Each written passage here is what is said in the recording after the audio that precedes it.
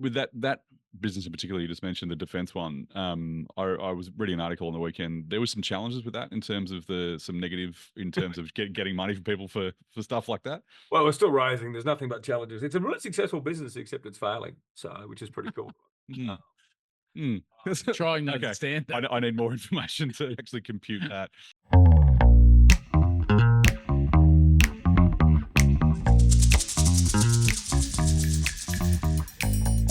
Morning, TK. Hello, Pete. How are you? Good, mate. How are you? Very good. Nervous. First guest I'm nervous to Are speak you? to. Yeah. Oh, look at that. And you've said it out loud as well. Massive Shark Tank fan. I'd be asking you for your autograph, Steve, if you're here. We are very lucky to have Steve Baxter with us today. Steve, welcome. No, thanks for having me. I've only ever done 2 autographs, actually. It's really, the selfie's the new modern autograph. Yeah. Yeah, right. But there was the first one was this kid. I was doing some cross at the 2020 game in Adelaide for Channel 10, and I was walking down the race to go on the field, and this kid handed me one of those little bats. You know what to do with it? I said, mate, I'm not a cricket player. He goes, I don't care. You must be important.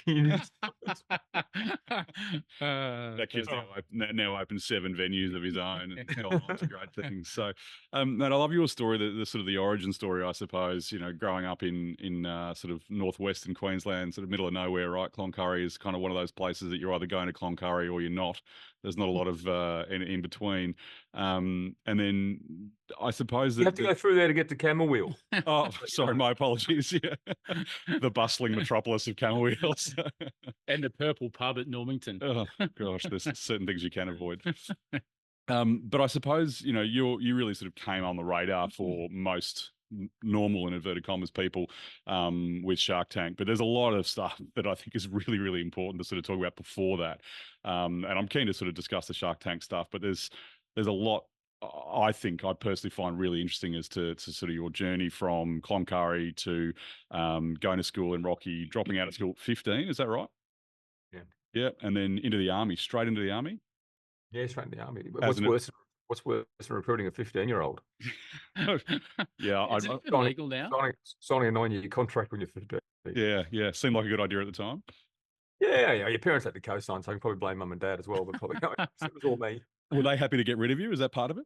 Oh, no, I think they were devastated. I don't know. I thought at the time that was the case, but, I learned subsequently they were devastated that, as you would when your kid was 15. So now my dad, I understand it. Back then I didn't give a shit. I just wanted to get out of the house. Yeah. Houses weren't very, we used to have a shit. Well, we had a loving house, and a beautiful house for a middle, for a middle income family, I suppose. But, it was like my brother and I shared a bedroom. There was one toilet, one bathroom in the house, which is typical, right? There was no en suites. Nowadays, houses are too comfortable. That's why kids don't want to leave, I reckon. We're sort of.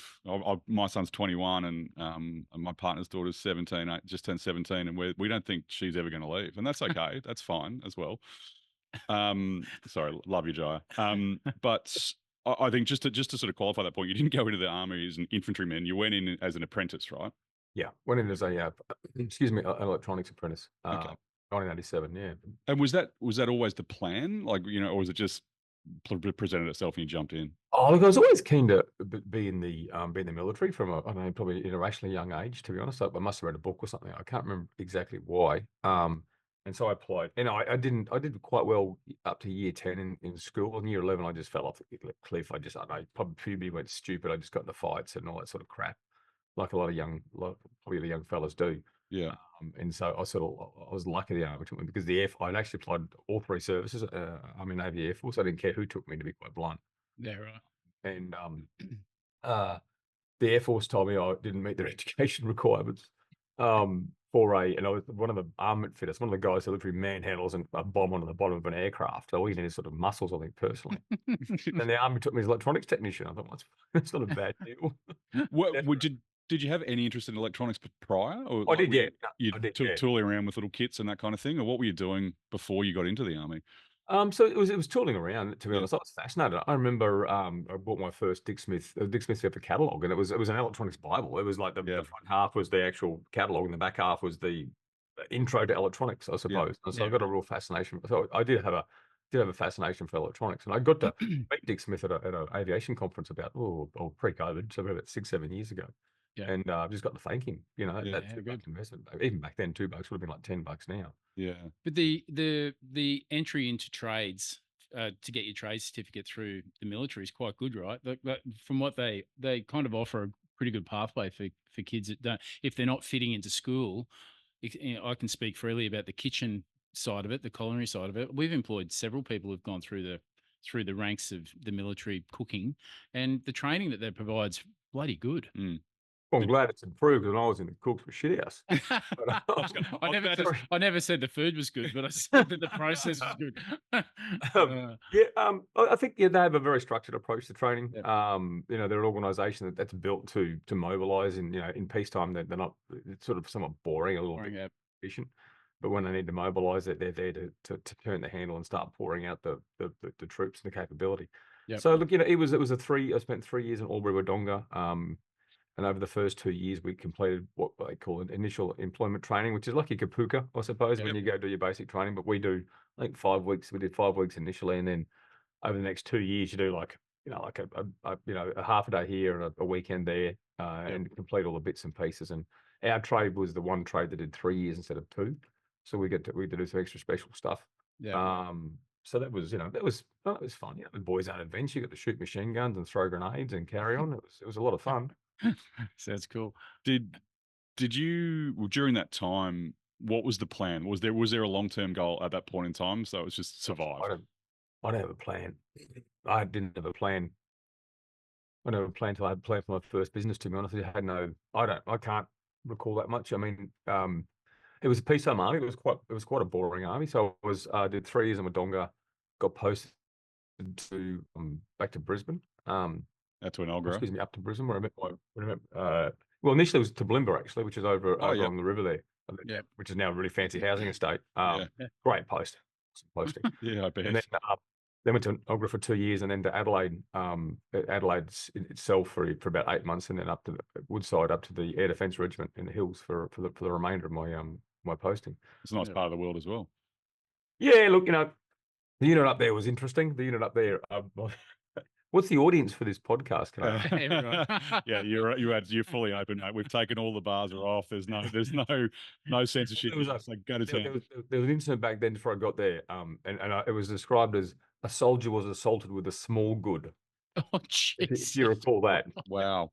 That was the unit I marched into. Wow. Yeah, that's what I walked into. That's quite a visual. Could be a sound grab there too, Corey, if you're looking for one later. As we do these, Corey's always listening for a sound grab, and we found one 3 minutes in, which is fantastic. So, but look, it was an interesting posting. I ended up sort of blowing my knee out about 3 or 4 months in. I've had like 6 knee operations since, so it just was the start of something bad, and so it wasn't great because I couldn't fully participate, and that was just back. I have knee surgeries now. They take you're walking that afternoon. I was in hospital for 2 nights. This is back in the early days of arthroscopy. So the first one was quite sort of vicious. And then just couldn't quite participate. That's always sucks. You got some limping soldier. Everyone hates you. Yeah, I'm sure. But overall, a very positive. People sort of say, "Did you enjoy it?" The army. I always respond with, "I enjoyed it a lot more now I'm out." Yeah. That's that's true for a lot of trauma, I think. It's it's like my work on the cruise ships. People go, "Did you like it?" I said, "Yeah." "Would you do it again?" "No, absolutely fucking not. way. I'm gonna do it again." Blink twice. Oh, yeah, God. yeah, exactly right. Yeah, thanks. I'm kind of like that with golf clubs now, I think, as well. I think, and you said like the first idea, the plan for the first business, that happened pretty quickly after the army, right? Yeah, I was going on exercise. Well, during the army, I started while I was still in. So I was going on exercises quite a bit. Excuse me. They're pretty boring things. And to be honest, it's just sort of cool. You go there and every couple of days someone will bring in something to fix. And for the most part, you just try and hide and keep. Some people don't sort of give you busy work, to be truthful. And so back in the days when we still read books, which for the younger audience, these things that used to be made from dead trees, we'd read. You couldn't take enough books along exercise to remain not be bored. So I enrolled in part-time university education, so I could just do a bit of study. That led me to computers, which led me to networking, and then I realised that you can build from home. You can build an internet service provider using dial-up modems and other bits and pieces. Yeah, and that's what I did pretty well. So what year was that? That was November 1994. Right, so that was right at the start as well, because I remember I was in university and one of one of our, this is ridiculous saying this out loud. One of our assignments at uni was to send an email.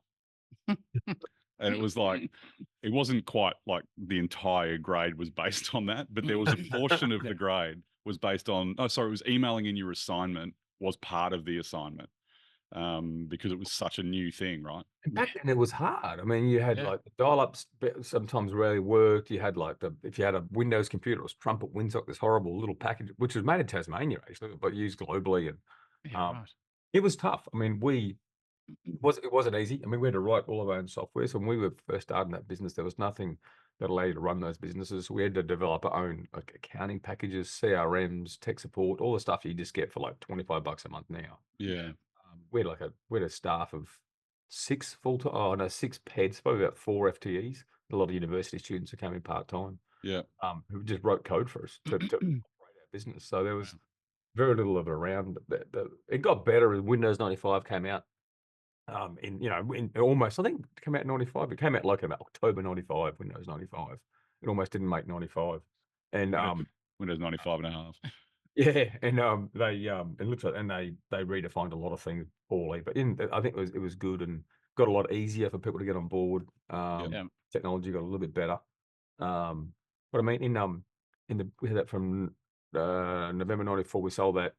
The last part would have been in 2001. 2000. We had like 6 full-on technology changes. Literally, we replaced every last piece of electronics we used to talk to customers. So we went from 14.4K modems to 28 to 33 to 56 to 3 different sorts of ISDN and then this and that. And so when I hear things about now like NBN, how it's going to be the last great technology, I'm like, you guys are so full of poo. Just in terms of the development, you mean it's like it's just going to keep going? And it should too. I mean, that's the reality. Like, it changes. People always are. I get asked what the best sort of technology is, and so just go for the high number. That's what do you mean? Well, 4G is better than 3G, 5G is better than 4. Go for the high G number, and you're probably going to win. Yeah. So typically the latest and high-brown computer science win. So as technology comes out, they'll expand what they can do with that equipment, and then at some point they've just got to chuck the equipment out and start again because you can't make it go any further. Yeah. Does the innovation surprise you from 1994 to now?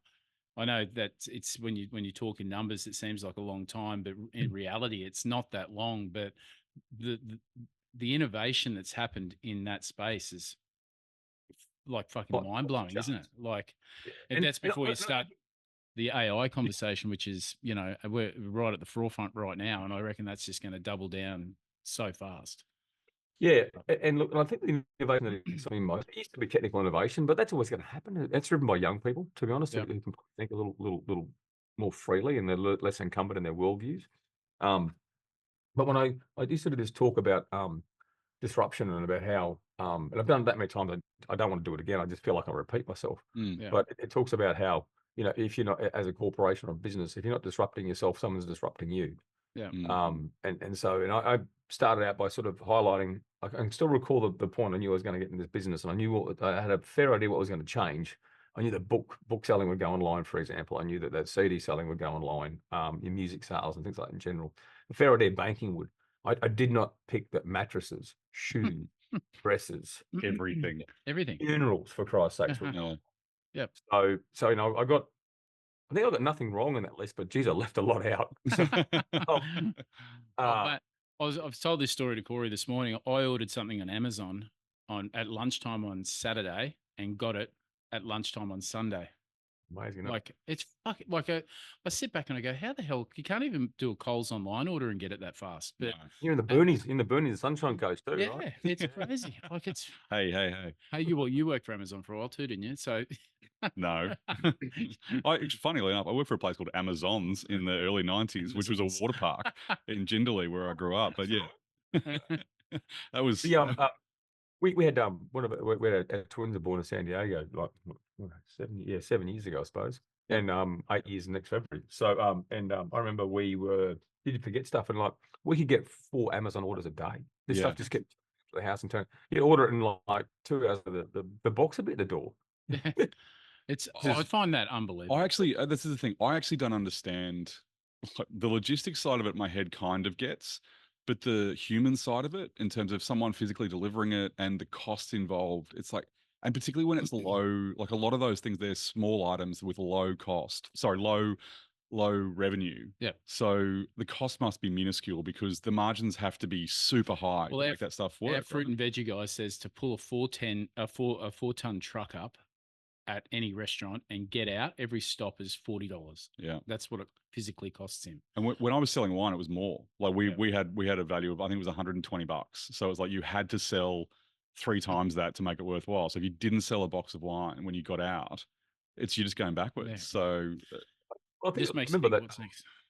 Yeah, we actually worked out what it cost us to do tech support for a customer in our first business, and when the new business came in, they were always chasing margins, so we kept our price the same for forever, which is probably the dumbest thing. We made money, so it was good. But when a new business would come in, you'd analyze their prices, and you just knew that if any customer rang that business, they'd lose a year's worth of revenue from what they straight were away charging. from Or that years one call. So you just couldn't have. And our thing in our business was, if nothing breaks, the customers won't call us. Let's just ensure nothing breaks. Yeah, it's a good way to do it. Chase I mean, IT support's generally turn it off and turn it back on again. Isn't it? That's as simple as that. I could do that. Start with that. We're at the forefront of all sorts. I remember the big one that illuminated for us was when the remote exploit bugs. And the first one, I hope this is an adult show. Yeah, it's fine. Its name was called Back Orifice. So, because there was a Microsoft product. I see what they've done there. Yeah, there was a Microsoft product at the time called Back Office. Yeah. So that's where it sort of came from. But it was you could literally just take over a person's computer without them knowing. Yeah, well, then we realized it was happening, and all of our customers getting hacked, and they were blaming us. So when they'd actually dial into us, we'd actually attempt to connect to their computers. Literally, go in there, would pop up a notepad on their computer saying, "You've been hacked. Here's instructions on how to remove it." Yeah. And that cut our phone calls by like 2/3 of what they were. Wow. So you just you don't want them calling you. Yeah, that's it. It's good advice. So that business, you wrapped that up and sold it, right? You said over a multiple or over a period of time. It wasn't all up and sold in once, or no, we did 2 tranches. Excuse me. Yeah. We sold 55%, I want to say, first time, and then 45% the second time. Although we're contractually obligated to sell under certain circumstances the second part. We initially sold to Aussie Mail. Yeah. Half of the DD in the first half was they were acquired by UNet. It was then acquired by MCI. It was then acquired by somebody else. I can't recall now.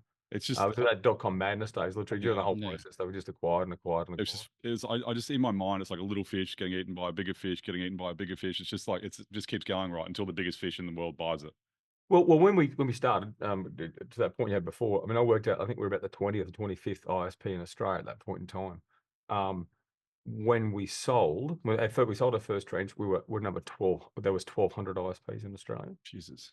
Wow. And then by the time I started my next business, that was back down to about sort of 600. So that was a hell of a collapse. What would it be now? It'd be a shit ton less than that now, right? Oh yeah, NBN is just it'd be interesting. But NBN's removed any sort of profit margin out of it. I mean, we got, after spending $75 billion, we have just the most disastrously expensive internet in the world because we're fucking stupid.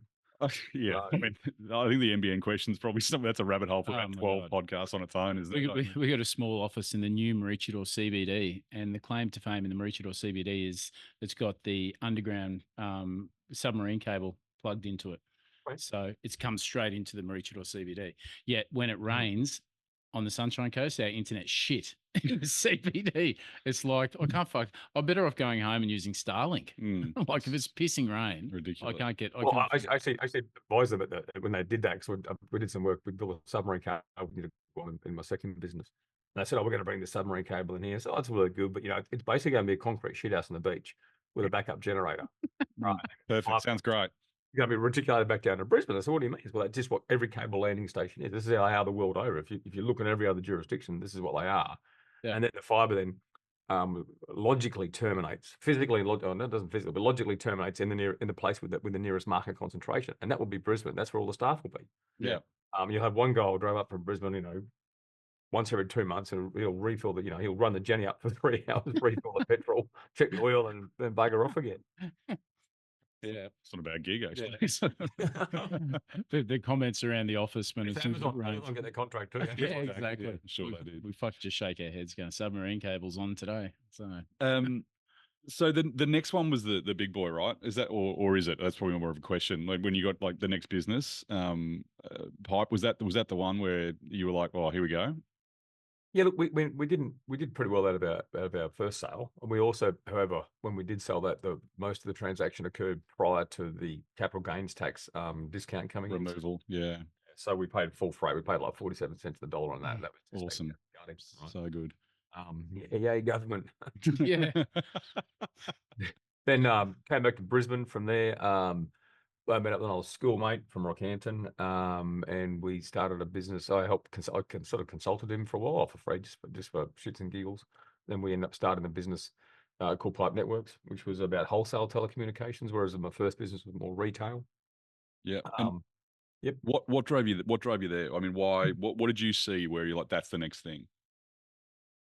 Well, in my first business, we'd but what that Pipe Networks, and Pipe actually was an acronym that stood for Public IP Exchange when we first started. Oh, right. So we're out to professionalize and commercialize what we call internet exchanges. So the way that internet service providers, the retailers, spoke to each other was typically through a Telstra or an Optus, who charged you like probably A lot. A lot. It was probably 20, 30x markup on what it actually cost to do. So in Adelaide, where we actually started something called Internet Exchange, where all the independent providers, we connected together privately and exchanged traffic at closer to cost. But it was it was run by an association, and there were some associations on the East Coast, and it was all bunch of competitors who hated each other, because competitors should hate each other. So it didn't function that well. So the whole premise was, well, let's build this, let's professionalize it, let's charge a lot more.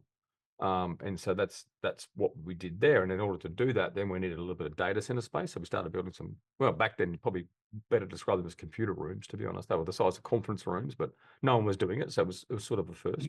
Yeah. And we needed some fiber optic cables to connect them together. So we did that. And that was sort of crept on in that business vein. And it worked. Oh, yeah, it worked well. Especially when we got into fiber. I mean, the only way you could make more gross margin by selling fiber is to sell drugs. Right. Like, you know that, you're in the wine business. It's legal. It's legal. Legal, yeah, exactly. And was the process always in your mind as an entrepreneur to build and sell? Is that what you'd never had the idea you want to hold? We realized early on that Pipe could be sort of a generational sort of business if we wanted to do that. So we ended up listing that in the ASX. We started in 2001. We ended up listing that in the ASX in 2005. And on the way to that, we needed money. We saw that fiber optic cables was the way to actually go, and the metro fiber business was massive and such high margin. Excuse me. So we looked at selling part of our peering. We had a peering business that a competitor wanted. We looked at selling that. That didn't work. So at one stage there, and so we had to try to understand how to raise capital to take that forward. We knew it could be big. So was there a clear plan to do that? No, because I mean the wave. I've been through .com, for example. So the ups and downs of the markets were quite extreme, and in the end, we almost got killed by the GFC, to be quite blunt. Yeah, right. So I find I've been lucky to have two operating businesses that have hit the right inflection point of market access, I suppose, and technology and adoption from customers. And when you're that busy, I always say, like, you feel like you're at the coal face, you're cutting coal, swinging the hammer while the price is high, and you get a bit tactically focused more than strategically focused, I find. Yeah. And you mentioned before, I was watching something over the weekend talking about timing and how you should have hit that nexus perfectly a couple of times, which is pretty rare. I imagine just it is in business, right? To get everything at the right time, the right place, like you said, the right market conditions to create a business that works very well. How much luck is there, do you think, in terms of that timing? Well, I've done it twice. My other business partner, Business Bevan, he's probably done it about 5 times. So he's done a lot more there. Yeah. So look, it's very important. But I mean, if you're not good and you haven't got your shit worked out, when luck comes around, you're not going to take advantage of it at the same time. Yeah. We had one business that I invested in, a couple of young fellas who are great. Elliot and I forgot his name. Elliot and Matt. We went to try and cure prostate cancer, basically using, back then we call it machine learning. It's now called AI. And we sort of did, to be honest. We could detect it about 10 years early. CSIRO invested the whole thing. We just couldn't find someone to pay for it. And we ended up winding up about a year before COVID type thing. Now, if we just held on for another 2 years for the AI front to come through, we would have been the geniuses of the Yeah. world. So luck and timing, but I think timing in business is, and you can get your timing wrong, providing you can actually wait. If you've Yeah. got the capital and you've got the resources to wait that out, Yeah. you can get your timing wrong, to be honest. Yeah. So patience is one of those things I think in business, and TK, we've spoken about this before, where there's a point where you're like, no, we're good, we're doing the right thing, we've got a good business, we know the model's there, and then just being able to sort of wait is tough for a lot of people, particularly small businesses, right? Because they're nervous. Also, they've probably got all their eggs in the basket, so to speak. So it's like that makes it hard to make those decisions logical. You get that emotional sort of coming into it, and that makes it really tough. Wait's an easy word. What wait means is you're paying salaries and stuff until it works. Yeah. Paying the rent, the salaries, the power bill. Exactly. And so waiting just means you're just shelling out dollars, right? Yeah. And the hard bit about hospitality, if you're trying to compare that, when the right time is to sell, you can be so hot in 1 minute and then nothing. It's the general public can drop you like a hot rock in fucking 2 minutes flat. Yeah. It's scary. Hence the reason I said my question about when you're building something, if you're building it with the thought of selling, the foundations you're laying, are they different than if you want to build something that's sort of, you want something generational? Is there a different process you go through? Like, have you taken on a deal or built a project with the firm ambition to sell it within X amount of years? Like, and is that process different than the other? Well, the two operational business I've had, we've just discussed, I think were different because they were for me. Well, so I didn't have much of a plan other than I knew the internet was going to go off like a bottle rocket. In the mid-90s. And I really couldn't speak to my motivations in early 2000s when we started Pipe. I think I'd actually come back. I'd actually try working for a large corporation, double APT, just being like an IT networking guy. I realized how bad large corporations were and how much of a shit employee it was, to be honest. And so hence that the opportunity was there and it sounded like fun, and I knew there was business available. So I don't think I had the biggest strategic head on my shoulders with respect to that, other than I knew that was going to work. And when you have businesses that can create growth and free cash flow, then you have all sorts of options. Yeah, and sure. So now I have 87 companies in the portfolio, I want to say. And we invest always to get the capital return out of them. I mean, I don't think, to me, we might be able, a couple have actually done well with dividends, to be truthful, and I'd still call them a bit of a sideways failure. Great for the entrepreneur, and we've probably earned over about 7 years our investment back twice over in divvies, which is good. It's not a bad return, but you don't do it for 2x, 3x return. We do it 20, 30 times return. Yeah. So, and one example of our first outsized return was a company called Dose Me here. In Brisbane, and man, we went on some journeys of that business. Holy shit! But in the end, what sort of business is it? There was a software business that helped pharmacies and medical professionals with accurate dosing of dangerous drugs. Sounds like it's relatively important. Yeah, and the example I gave was warfarin, which can be used as a blood thinner for people with sort of heart conditions and other bits and pieces. Although it's really dangerous if you get within. If you dose with 102% of efficacy, you might kill the person. If you miss it by 95, if you have 95%, it have no pharmaceutical effect, but you get all the side effects. And it's a really shit drug, right? Sign me up for that. Sounds like a mug's game. They don't really use it now because it's that bad. But they created synthetics. But that was an example. It was an easy example of medical used. And then the home for that business in the US, but the CEO we brought in, we had to get rid of one of the co-founders because he just went a little bit. I like Bruce. We have a non-disparagement agreement. That's all I'll say. So noted. That could be the sand grab there too. Great bloke, Bruce. So hence the non-disparagement agreement. Yeah. And then the second CEO we brought in ended up being an interesting character as well. I was on the point, I think I need to sue this guy out of the business. Right. And then it turned around, some NASDAQ company wanted it more than we did, and we made about 25 times our money. So just learned to hold on till the end. You never sort of know what's around the corner. You'd always try for the best, but we don't even do this for the capital loss. I don't really want to write off money on tax losses. I prefer to hang it into the end. I will if I have to, but it's not there to make the loss. It's there to generate that 10 to sort of 30x return. When do you pull the pin? What's the point? Is there? I know that again, conversation I saw you had with someone else, and they were talking about what are the sort of markers, what are the indicators that sort of make you sort of decide that it's time to kill it? Is there something in particular that you see, or is it a feel? Is it a gut thing? What drives you to go, you know what, we're shutting the doors?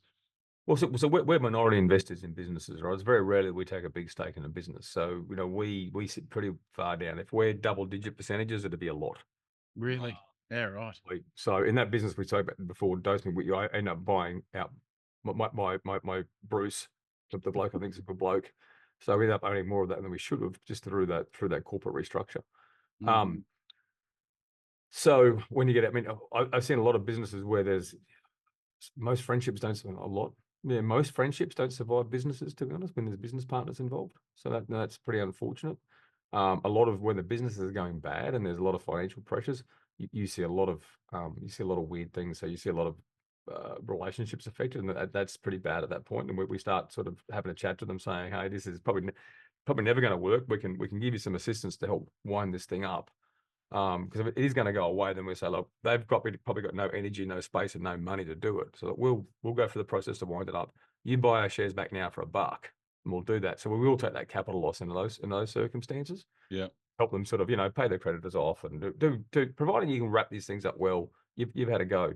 Yeah. So when there's increasing amounts of stress in the founders, and stress is the probably one of the bigger lessons I've learned with people is about stress is hard to predict, and you got to be very careful about that because it can have really dire consequences. Yeah. We've spoken about on the podcast before about that financial stress. It doesn't matter if you owe $10 or 10 million. That stress is bottled differently than anything else, any other stress, I reckon. Yeah. That financial, that downward pressure is horrendous. Yeah. We've all felt it. Totally. But it can make you do some strange things, that's for sure. And stress, there's a physical thing called phenomenon called in gyroscopy called precession. So you get a spinning gyroscope. If you push it one direction, that comes out 90 degrees to the right. Yeah. Stress is like that. When person's under stress, you push them, and it'll come out in a weird direction. It really will. Usually not very well at the same time. So that's probably my biggest interpersonal lesson is okay, this business failing isn't going to rob my kids of a cent. Yeah. Right? This business failing is going to rob him of everything. Yeah. And I think I'm a lot more empathetic towards that.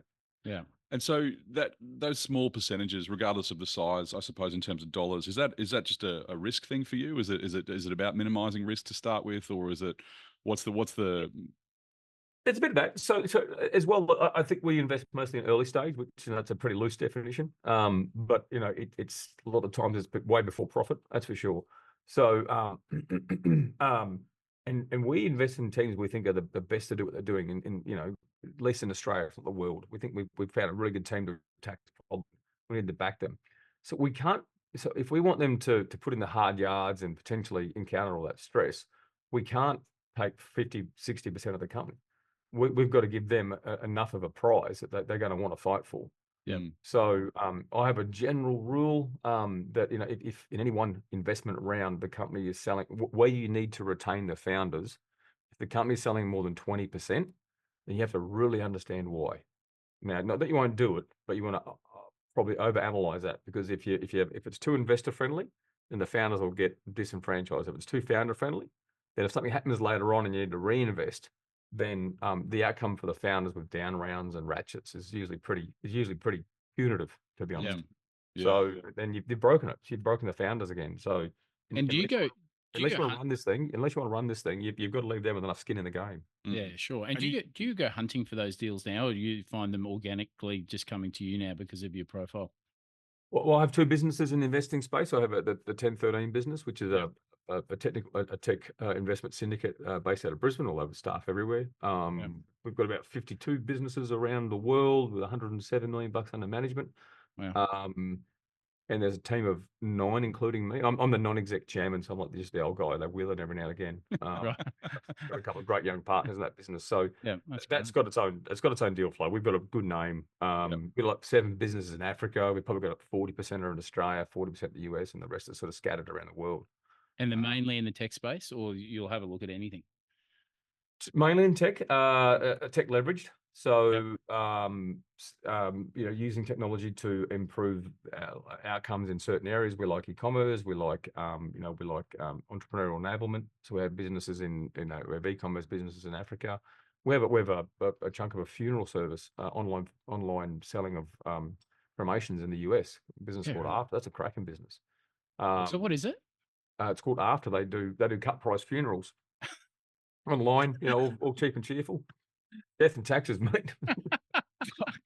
That's Yeah, that's the soundbite. Exactly right. One day you go.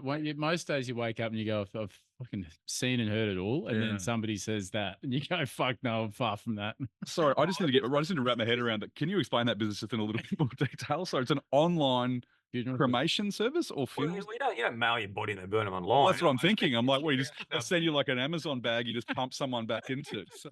It's a business work because the death care after, like they call after death care, afterlife, call it what you want.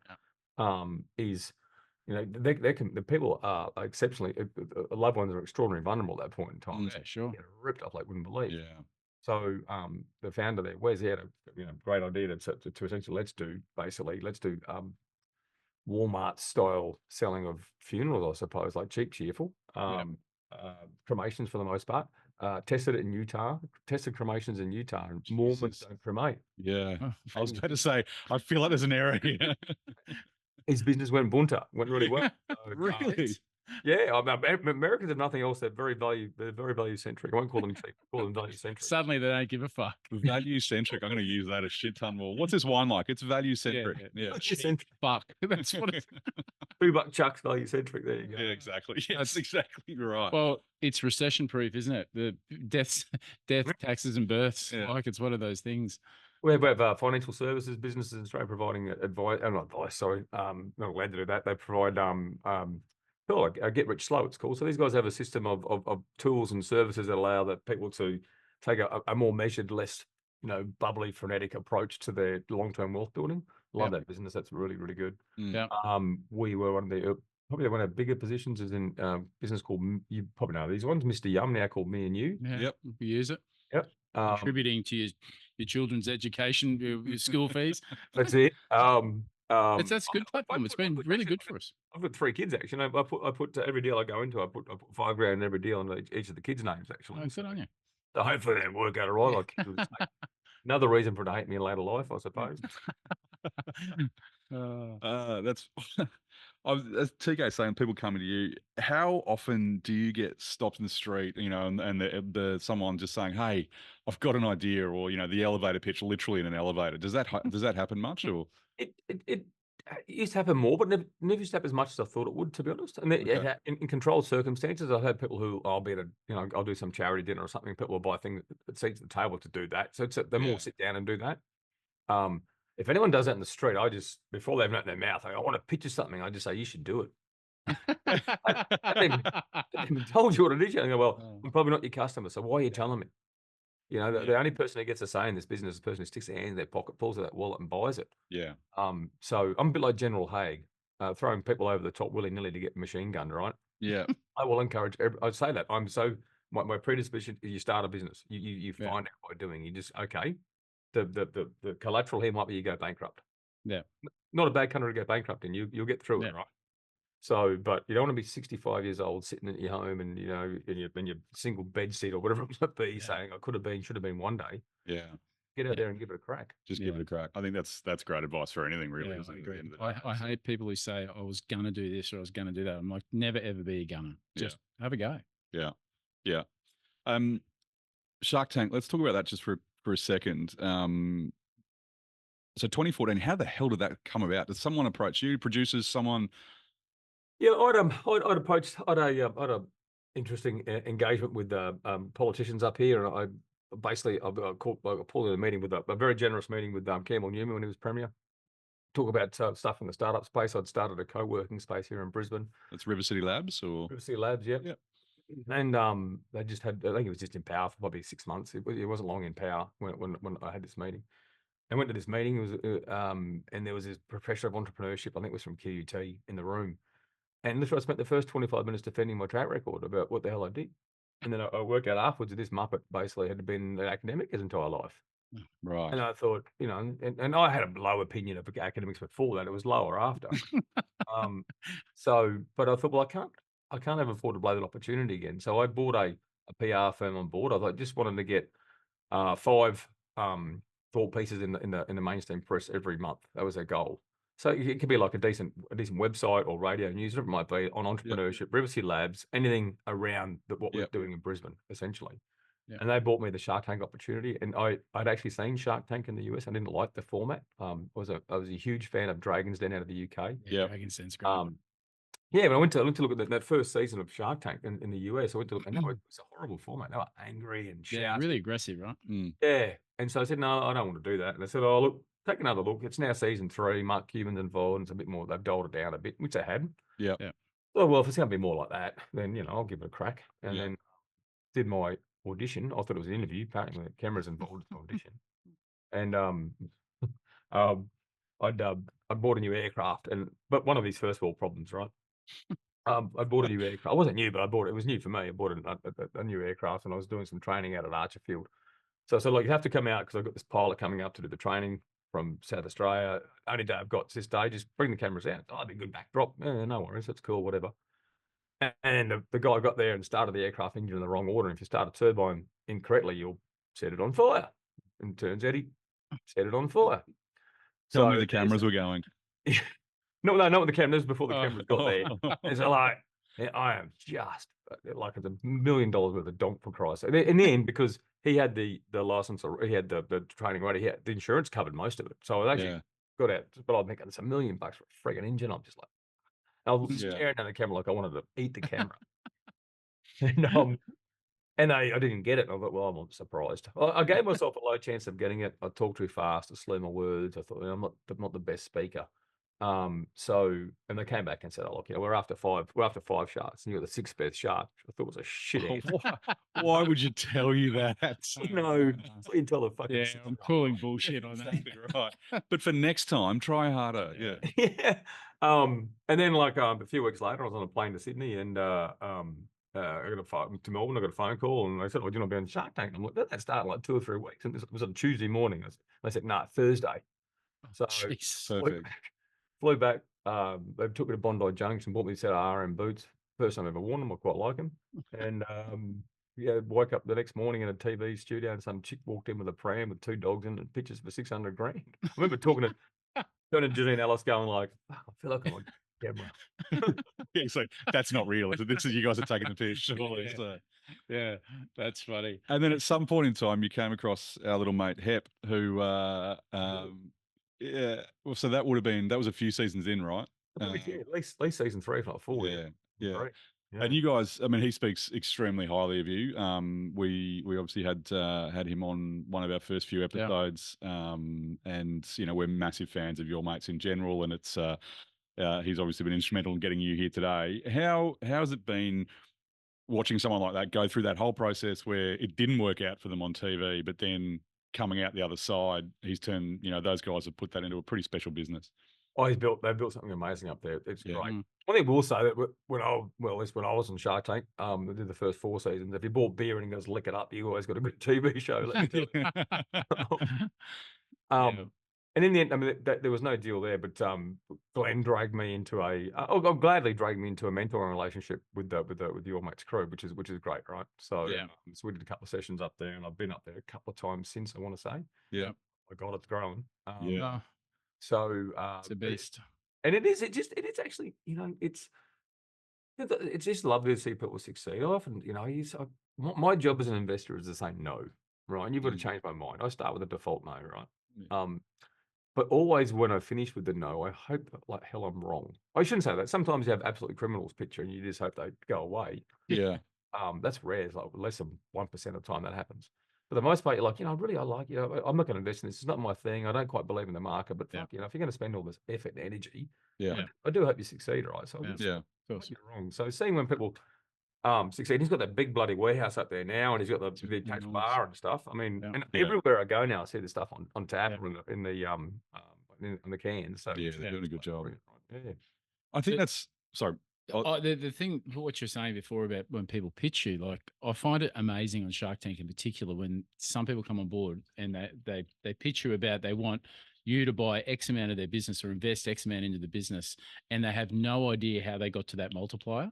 And then when you ask them, the look on your face is like, really? And then how did you get there? And they're fucking clueless. I'm like, what? Wow, you're on national TV. Like, Yeah, you'd think they'd have a little bit of an idea. yeah, we Yeah, invest $600,000 and you get 10% of my business. It's like, what the fuck? What's your sales? $1 million. It's like, oh, Over 4 years. Yeah, I hate when I do that, right? I hate when I say that. Oh, $1 million worth of sales. Oh, yeah, since we started. Like, yeah. And it's been going slowly down ever since. But we're on the way up. We're good. Or when they want the investment for wages, I sit back and I think, why would you ever, like, you're on national TV, you're making yourself look like a dickhead. Like, it's crazy. Is there any one standout that you either passed on or you invested in that either you wish you had have grabbed it, or is it what's been the standout investment you've made? I don't think there's any I really wish I had of. I mean, there might be some raging successes I haven't heard about at the same time. So we have two standouts from that period of time. I think we had 11. Last I counted, there was 11 surviving that portfolio. We didn't deploy much capital. I think we deployed about 2.7 mil. I can't remember now. Right. We had a win during COVID. Uber came and bought Car Next Door, which is a season 2 business. Yeah. That was I think it was about a 12 times return on capital. It was quite nice. That works. And another business has repaid like the dividends twice over, essentially. So that's great. which is good. So that's returned. I think it's about twice over cash. I think we've earned on that all up what we spent. Which is how much do you attribute to when you're thinking about investing into it? Obviously, it's got to be a sound business pitch, but are you looking and weighting up much on the person pitching you? Because I find in our space that the people behind the projects is sometimes more important than the actual project. Oh, always like right. Like, I'm hoping that, I don't know, you might want to get this better out. Most of these businesses die from suicide and homicide. It's literally about the people running these businesses. Like, you want to find a smart person. Smart people don't do dumb things for very long. Yeah. And then you want to look at, okay, then you start looking at, okay, the market, what they're doing, how they're doing it, what team they built around them, what's the size, what's the total addressable market, all this other sort of stuff. So, and I've learned that it's just the people. You got to sit down. Some of these investments will go for 8 to 10 years, and you got to sit down once a quarter and talk to the person. If you hate them, that's a long meeting. Yeah. So, you really got to value them. And one of the businesses, it's only one. This is an exclusionary, but we dropped 630 grand on this one. Just totally lost it. But they had a business it was called Text for Coffee. To be honest, it was sort of a me and you type thing, to be honest. So it sounds like the precursor, yeah. Yeah, but it was literally on text SMSs. It's just a hard interface to use. We're trying to make it easy. It didn't work. We missed timing there. Unbelievable, right? I'd back him again in a heartbeat. He kept us in the loop. Got good reporting. There was never any bullshitting. We both went in as adults with our eyes wide open. Okay, I burnt some capital up. He burnt 4 or 5 years of his life. So we both knew what we were doing. Yeah. What's the dumbest thing someone's pitched you? Is there something where you've just gone, absolutely not, from like and I'm sure there's probably more than one. Looks like there's a catalog. I feel like you're rifling through like a filing cabinet now of just all the shit that's been put in front of you over the years. But is there anything that just stands out? It's like you are not quite okay. It would be a Shark Tank thing. Surely it would be a Shark. Look, anything vegan, that sort of crap on Shark Tank. But I don't go there too much. They're all as equally piss poor as an idea.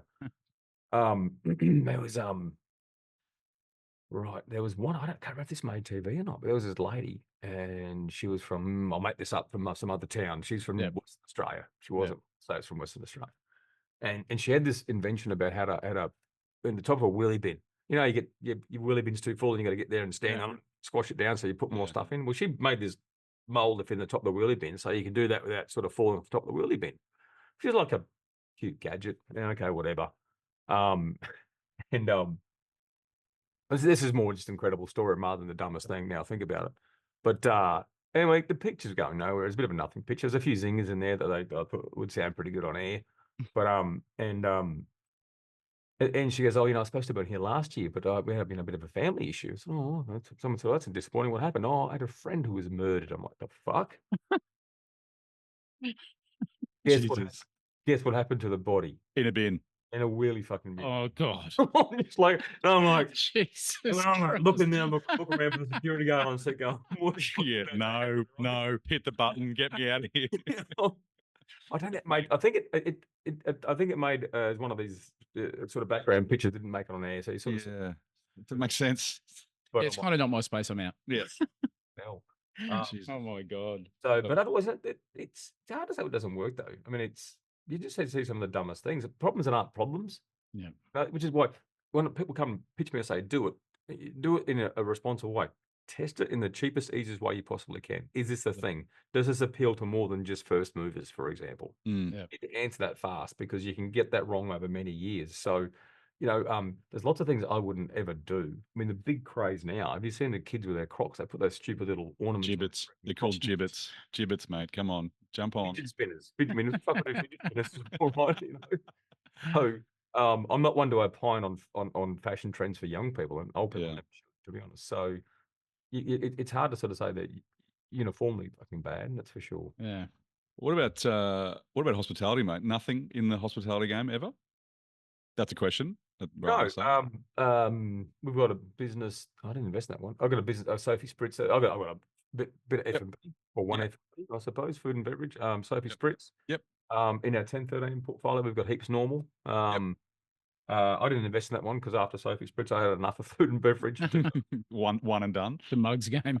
I looked at a lot. I obviously looked at your mates. And no, to me, it's always very much a venue business, right? You got to get that venue right. So you have someone who loves the venue, controls the venue. You can probably turn a pretty good profit, and to the point where your kids probably won't be poor. But is it an investment grade? Can it return that 5, 6, 7, 8, 9, 10 times amount? Yeah, what we're always looking for.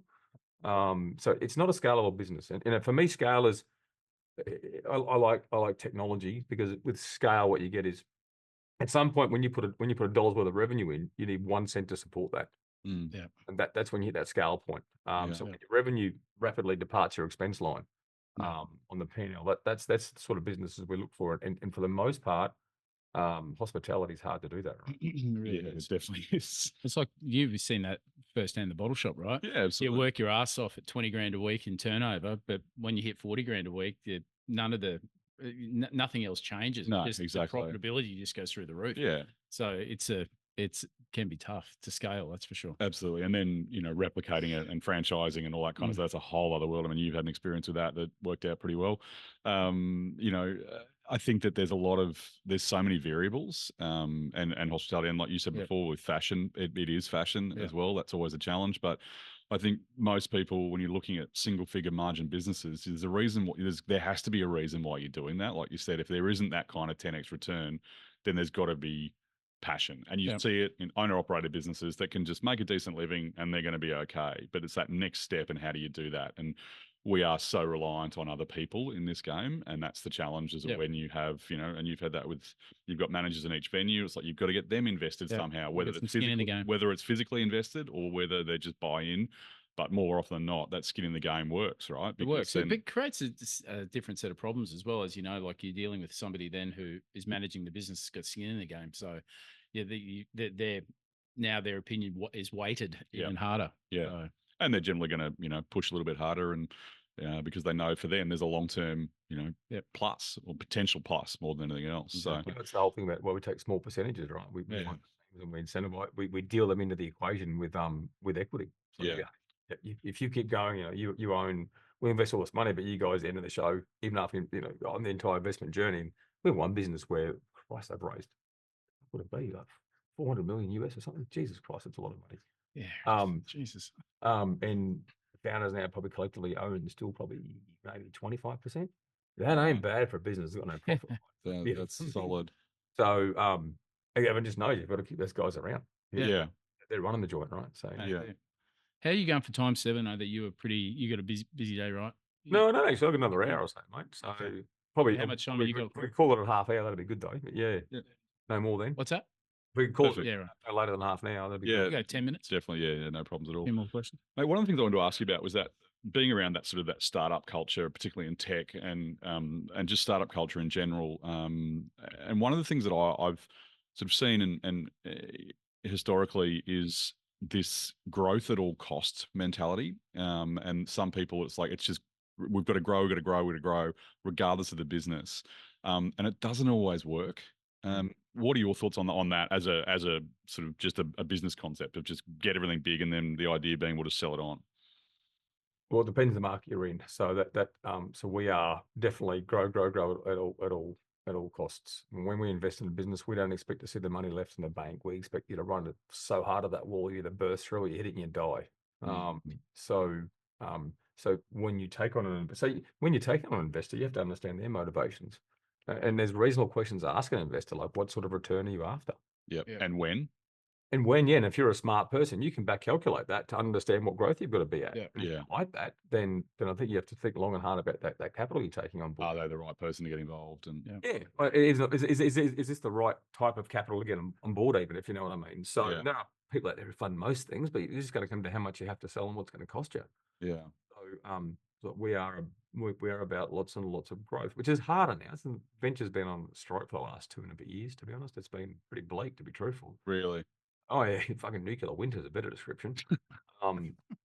Is there any particular reason for that, do you think? Or yeah, zero interest rate environment in the US went away. Basically, they actually money started costing money in the end. So and then some fucking idiots started a mechanized ground war in Europe again for the first time in 70 years. Good times. Yeah. Yeah, we forgot how bad the last one was, so we thought we'd try it again. Yeah. Roll that down the carriageway one more time.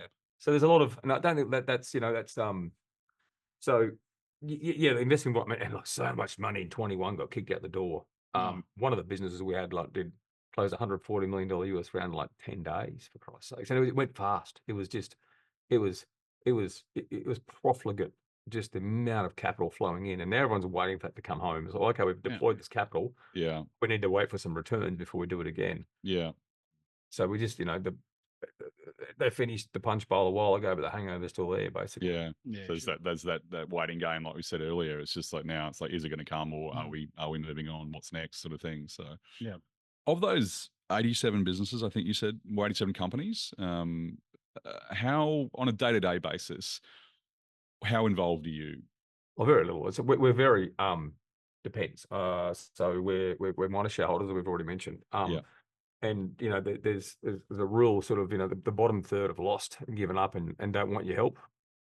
So what do? The top third are way better than you at doing shit. You keep away from them. You reach out if you see if you can help, but literally that if you try and help them, you'll slow them down. Yeah. And it's the middle third that aren't running at the wall hard enough. The ones that you deal with would be the best description for it. Yeah. In between my two investment businesses, we've got 9, so we've got 14 staff in there. So it's not just me doing it, that's for sure. But we take board seats. We try for a whole grab bag of rights when we invest. So we try to get a right for a board seat. We rarely get that. We try for an observer, so we can actually observe the board meetings. We always physically being there. Yeah. You get presented information rights as well, essentially. So, and then there's a whole series of non-monetary terms in a deal that we get limited. If they employ someone being paid more than X, 150, 200,000 bucks a year, then it needs investors' approval or a majority of investors' approval. And so we have a whole bunch of things that we can levers we can pull to help manage the business. Yeah. And do you get them reaching out? Like, is there any businesses? The good ones do. The really good ones report. The really good ones report monthly. So we expect at least a quarterly report. Legally, we probably should be getting I think it's at least annual, if not 6 monthly report. I can't remember. Yeah. We like a monthly report, and the good ones do, and they reach out and they tell you, hey, we're having a problem with this. Hey, there's a looming issue coming in 3 months. Can you help us? Yeah. So that's really, really helpful. So we know we have just had one now. We've had to put some emergency capital in. We've ended up owning about 50% of it. Not our most comfortable place ever, to be honest. We still like the opportunity. We just, there's various issues with the market we want to try and help sort out. So we'll be putting a lot of steerage into that, and we'll be nominating like an accountant to help run it. Yep. Then and we'll be controlling the board in that one where we control the shares. So the sense. So it depends on your level of ownership, I suppose, and level of trust in the bloody founders. Yeah.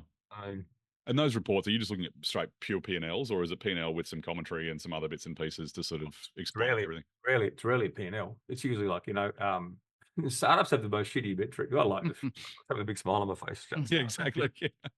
We have this concept called ARR, annual recurring revenue, right? Which is basically last month's recurring revenue times by 12. So it's a really shit number. Yeah. Right. And so we look at that, but we look at traction. So we look at these are businesses that we're expecting not to make money, right? So just to burn cash, not to burn cash, but to expend capital in order to working capital in order to actually get an outcome. And that's to grow. And what are they growing? So do they understand their top line? What's their North Star metric? What's their top line metric? Do they know I suppose the ratios that drive the cost in their business, be it, cost of customer acquisition costs, or whatever it might be. Yeah. How they're understanding the value of the business, or the quality, of the business with respect to its revenue or with respect to its expenses. So there's, there'd be maybe 10 or 12 metrics in that. We try and graph those. A lot of the businesses will pivot, so they'll change metrics sort of halfway through a year, which makes sense, but it's bloody annoying to try and figure out. Tough to report. Yeah. Yeah. So it's, we'll get the obligatory annual report, which will come with, which is usually like about 14 months after the financial year anyway. So, it comes. It's done. Yeah. It's way in the rear vision mirror. Yeah. But some will get. No, we really get a profit and loss, to be honest. Probably the easiest thing, but it also doesn't tell you much because they're full of accounting rules and shit too, right? Yeah. So you don't really want to see. And they can be creative accounting helps with P&L reports generally as well. So Look, cash at bank, balance sheet, cash at balance bank. sheet. Yeah. It's the holy grail for me. We have seen some people lie on their balance sheet about how much cash they have in bank, but if it's a truthful cash at bank, it doesn't lie. Yeah, wow. Yeah. That lie doesn't stay hidden for too long, I'm sure. Yeah. It doesn't at all. So when you say you've taken up majority share of that business you've just said, then have you got a team then you send in so it gets the quintessential battleship pointed at it to get it back on the straight and narrow? Is that how you? Yeah, we do, but in that business there, we've appointed an external an accountant, and I actually like there's a class of accountants called turnaround accountants. Right. Yeah, so they used to be called Insolvency Australia. It's called Turnaround Australia. They're just these guys just have such a laser focus on numbers, and they don't really care. They don't care about the emotion of the business. No. They just care about the books, right? Yeah, I know a guy who does that, and he is the most unemotional dude on the planet. He's amazing though, because it's forensic, right? It's basically forensic accounting, but not to wind it up or find something bad. They're just like, let's get it good if we can.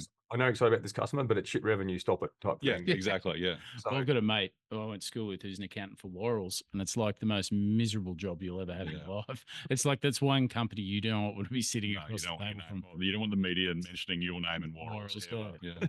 Good on you, Worrells. You're doing a great job, clearly. So thank you. Yeah. So and we've got I believe it's a director, it's a chairman or director, I can't remember now. Who's on our side, nominally independent, but not nominally, but nominally independent, but he's ours. Yeah. So that for the most part, and we're bringing on a new person as CEO. So yes, not us, but our people would be better. Yeah. So then they come in and steady the ship. Yeah, dead right. But we get now we're in. So my other business is defence. So we invest in sovereign Australian defence technology businesses specialising in lethality and survivability. Yeah. So we invest in the things that soldier sailors them and may have to actually use one day. We hope they don't. And those they're different. So they're a lot of hardware. So it's not the scaling thing. So we take a different approach to management there. But it's for the most part we still try and trust founders. With that business in particular, you just mentioned the defence one. I was reading an article on the weekend. There was some challenges with that in terms of some negative in terms of getting money from people for stuff like that. Well, we're still rising. There's nothing but challenges. It's a really successful business, except it's failing. So, which is pretty cool. Trying to understand that. I need more information to actually compute that. So look, it's called Beat Zone Venture Partners, where we've configured ourselves as a standard Australian venture fund. We have 5 on the team, including me. I do 4 days a week in that business and 1 day a week in the other business I was talking about. Yeah. We've got an investment team of 2. We've got a deal scout, general manager, and an assistant. And we're out there to back Australian sovereign businesses who are solving warfighting challenges for allies. And we don't do that because we're bloodthirsty, to be honest. We do that because no other investor likes it. And my job as an investor is to buy low, then sell high. Yeah, sure. And where there's very few investors at the table to buy equity, the price is cheaper. Yeah. Be quite blunt. Yeah. So what the challenges there are around perceptions around the military, investing in defence is, the government's seen as the only customer, which is not true. There's in the ally world, there's 38 governments out there that are potential customers. And, our local defence budget, for example, is about 38 billion US to 32 billion US dollars. The US's is 922 billion. Seems low. Hey, that seems, well, I'm talking about Australia's budget. That's pathetic. Yeah, considering we're an island that is sitting all by itself Yeah. over here. Granted, we've got some big friends, but fuck. They're a long way away as well. Yeah. So we basically take companies from Australia and take them straight to the US market. Sure. There's dozens of scores of organisations inside the US Department of Defence who can buy without a tender. Yeah. You find that person, you find their problem, you find a solution, and get it in front of them. For some reason in my mind, I've got War Dogs playing in my head. that movie. It's all a bit more boring than that. Yeah, right. I imagine it would be, but that's all I'm playing. So the problem we're having is we haven't got our fund raised. So at the moment, I'm still backing it, and I will for as long as I need to be honest. Yeah. But if we're going to back bigger deals, we just need access to more capital, and that's more capital than my family's got access to. Is willing to put. We still want to have a sensible sort of portfolio construction in our family. So at the moment, we're trying to raise up to 60 million. We're at like 8, so we're a bit off. Okay, yeah, that's a slow process. Yeah, but aside from that, we've done our first 3 investments. We've got our staffs on. We've got an awesome deal flow pipeline. We have amazing access into the US. We've got great staff. We've got great deals. Just haven't raised the money. So it's a pretty important thing, but it's something I'll crack in time. And what's the process to try and find the investment in that? Surely it's not a Friday lunch anymore. You wheel out your black book and invite a few people around and open a bottle of wine and see if they want to invest in it. Like, how's the process roll these days?